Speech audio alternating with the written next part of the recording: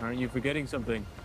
Acolyte a une fois de plus révélé de toutes nouvelles informations sur le nouveau site, Kimir, l'étranger, et tout est extrêmement passionnant. Bien le bonsoir, mesdames et messieurs. Nous sommes l'animation de la soirée. L'épisode 6 s'est fortement concentré sur les interactions de Kimir avec Osha, qu'il venait de faire prisonnier à la fin de l'épisode 5, suite au bain de sang absolu qu'il a créé avec les Jedi. Ces interactions ont donné lieu à des aperçus fascinants du passé de Kimir, même si de nombreux mystères subsistent.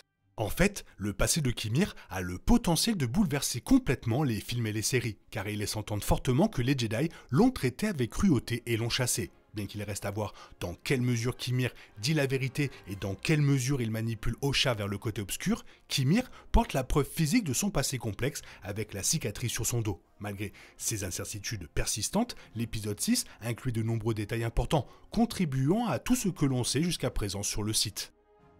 Dans l'épisode 5, Maître Sol a commenté que Kimir portait une arme Jedi. Au début, cela semblait être simplement un commentaire sur le fait que Kimir possédait un sabre laser et peut-être sur la connaissance limitée de Sol des Sith ou d'autres personnes susceptibles de posséder des sabres laser. Cependant, l'épisode 6 a révélé que les antécédents de Kimir étaient en réalité un Jedi. Bien qu'il ne soit pas clair exactement quand et à quel niveau Kimir s'est formé en tant que Jedi, il en était en fait un. Ceci est particulièrement intéressant parce que le passé de Kimir est encore entièrement entouré de mystères. En fait, Kimir est sans doute l'un des personnages qui se développe le plus rapidement dans la série, passant rapidement d'un complice quelque peu maladroit à un meurtrier vicieux pour, maintenant, un personnage complexe avec un passé Jedi. Il sera intéressant de voir comment cette histoire s'étoffera, en particulier parce qu'il semble être à la fois physiquement et émotionnellement marqué par quelle qu'elle soit son expérience avec les Jedi. Lorsque Kimir révèle à Osha qu'il était un Jedi, il lui dit que c'était il y a longtemps. Cependant, lorsqu'elle s'étonne car elle n'a jamais entendu parler de lui, il souligne que c'était il y a très longtemps. Bien qu'il n'y appose aucun moment exact, le manque de conscience d'Osha à son égard et l'accent qu'il met sur la durée suggèrent qu'il est vraiment vieux. Ceci est intéressant en partie parce que cela signifie que son apparence ne correspond presque certainement pas à son âge. Après tout, l'acteur de Kimir, Mani Jacinto, a 36 ans. Cela pourrait signifier une utilisation spécifique de la force pour préserver sa jeunesse et signifie presque certainement des mystères plus intrigants en cours de route. Kimir étant beaucoup plus âgé qu'il n'y paraît, cela signifie également que les possibilités sont infinies en ce qui concerne sa véritable histoire, y compris qui aurait pu être son maître Sith ou Jedi.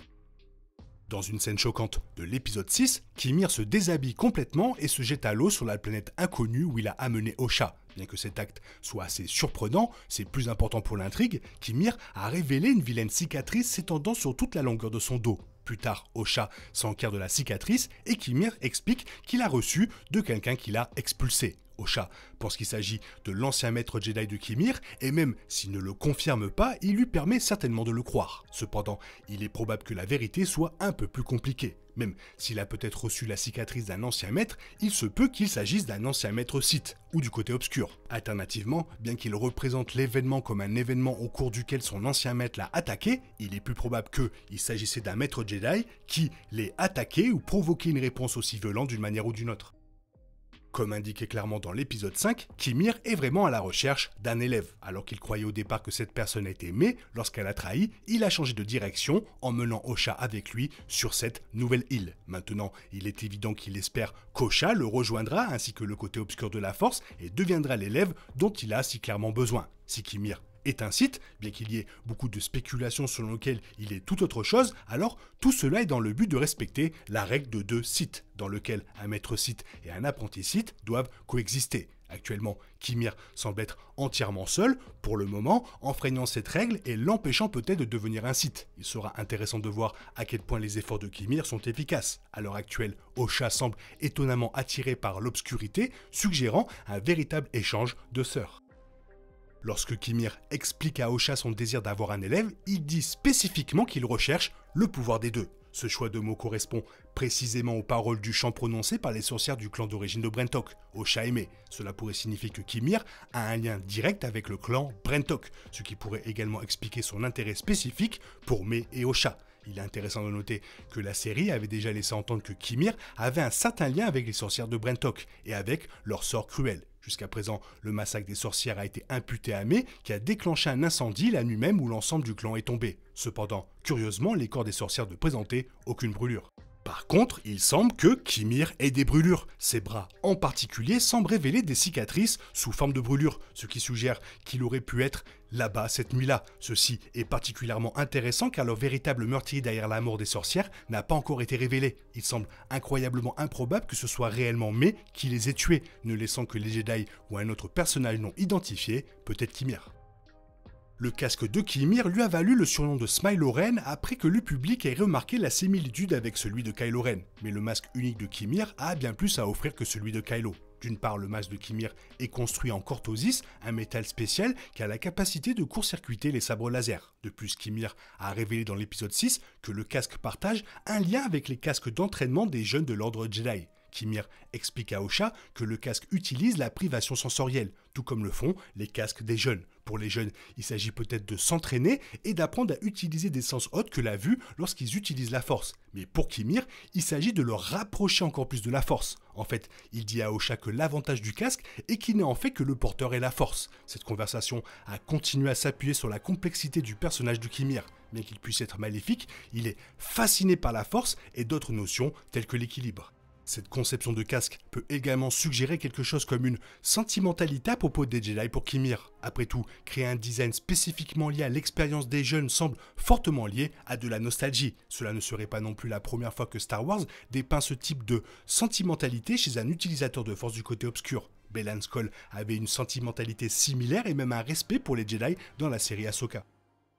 Il s'agit presque certainement d'une tactique de manipulation, mais tout au long de l'épisode 6, Kimir raconte à Osha la douleur qu'il a ressentie, à la fois mentalement et apparemment physiquement, à cause des Jedi. Bien entendu, cette information utilisée pour manipuler Osha ne signifie pas automatiquement qu'elle est fausse. Au contraire, Kimir semble assez sincère quant aux souffrances qu'il a vécues dans son passé. Kimir dit même spécifiquement à Osha qu'il a tout perdu. Mais qu'il ne précise pas ce qu'il a perdu et qu'il a spécifiquement causé, cela signifie probablement qu'une histoire convaincante est à venir. De plus, comme Osha a également tout perdu lorsque tout son clan a été anéanti, y compris ses mères et sa sœur, ce sera probablement un moyen efficace de l'attenter du côté obscur. Actuellement, Kimir a fortement laissé entendre que c'était un Jedi qui lui avait donné la vicieuse cicatrice dans son dos. Si tel était le cas, il aurait fallu un sabre laser assez unique. Cette cicatrice n'est certainement pas en ligne droite, ni un coup de couteau, et au lieu de cela, la cicatrice est courbée. Une cicatrice tout à fait unique qui nécessiterait une arme tout aussi unique. Jusqu'à présent, le fouet lumineux emblématique de Vernestraro semble être le seul sabre laser qui corresponde à cette cicatrice. Ce serait un twist absolument fascinant dans la série car cela signifierait que la maître Jedi Ro et Kimir se seraient déjà rencontrés. Étant donné l'affirmation de Kimir selon laquelle il était un Jedi il y a très longtemps, il est peu probable que maître Ro soit la maître Jedi de Kimir, ou même une sorte de padawan. Néanmoins, tous les signes pointent actuellement vers une vieille bataille entre Vernestraro et Kimir, qui sera fascinante à découvrir. Il est clair que The Acolyte en révélera beaucoup plus sur le nouveau site de Star Wars, avec de tout nouveaux mystères révélés à son sujet dans les 2 derniers épisodes.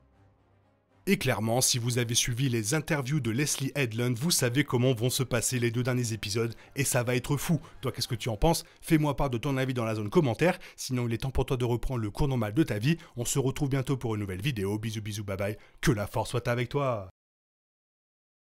Il est impossible de compter sur les autres de nos jours, on est obligé de tout faire soi-même. Je me trompe? Rien de grave, j'avais tout prévu. Où va le monde, je vous le demande.